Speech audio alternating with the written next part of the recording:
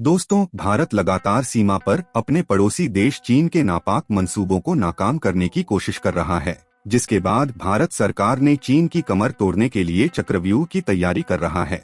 भारत ने जो चक्रव्यूह तैयार किया है, उससे चीन का बचना मुश्किल ही नहीं नामुमकिन है। चीन को अब यह एहसास हो गया है कि भारत उसका बैंड बजाकर ही छोड़ेगा। चीन को मुंहतोड़ जवाब देने के लिए भारत ने कमर कस ली है। अब चीन के इलाज का पूरा इंतजाम किया जा रहा है। दोस्तों, इसमें कोई शक नहीं है कि भारत सरकार अपनी सेना के हर विंग को मजबूत करने की कोशिश कर रही है और उसकी नई घोषणा उसी ओर इशारा कर रही है। जैसे ही भारत की रॉकेट फोर्स पर ध्यान दे रहा है, जिससे कि चीन का दिमाग अपने आप ठीक हो जाएगा। भारतीय सेना हो या नौसेना, चीन सभी को चुनौती दे रहा है। पिछले कुछ वर्षों में दोनों देशों के बीच तनाव इस हद तक बढ़ गया था, जिससे युद्ध के संकेत देखने को मिले हैं। दोस्तों, अब भारत ने चीन को मुंहतोड़ जवाब देने के लिए रॉकेट फोर्स के बनाने पर काम शुरू कर दिया है। आइए सबसे पहले आपको चीन की रॉकेट फोर्स के बारे में जानते हैं।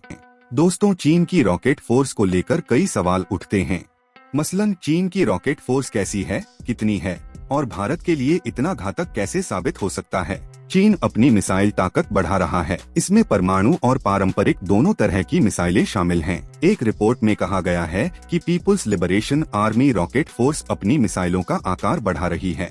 चीन ने 1966 में अपनी रॉकेट फोर्स की स्थापना की। हथियारों की बढ़ती रेंज के साथ लाइफ ब्रिगेड का गठन किया गया। इसमें इसकी पहली ग्राउंड लॉन्चर क्रूज मिसाइल और रोड मोबाइल ICBM DF-3 और DF-2 शामिल हैं। दोस्तों, यह ध्यान दिया जाना चाहिए कि चीन की रॉकेट फोर्स में लगभग 1,20,000 सैनिक हैं। दोस्तों, भारतीय सेना और वायु सेना दोनों के पास जमीन पर आधारित ब्रह्मोस मिसाइलें हैं। इसलिए भारतीय सैन्य विशेषज्ञों ने एक रॉकेट फोर्स के गठन की मांग की है और भारत ने अब इस पर तेजी से काम करना शुरू कर दिया है। जानकारों के मुताबिक चीन की आक्रामकता का जवाब देने के लिए भारत को युद्ध के दौरान भारी रॉकेट फोर्स का इस्तेमाल करना होगा, जिसमें कम से कम 50 से 70 हजार सैनिकों को रखने की जरूरत होगी। इसके अलावा भारत को अपने पूर्वी और पश्चिमी मोर्चों पर मिसाइल ब्रिगेड तैनात करनी होगी।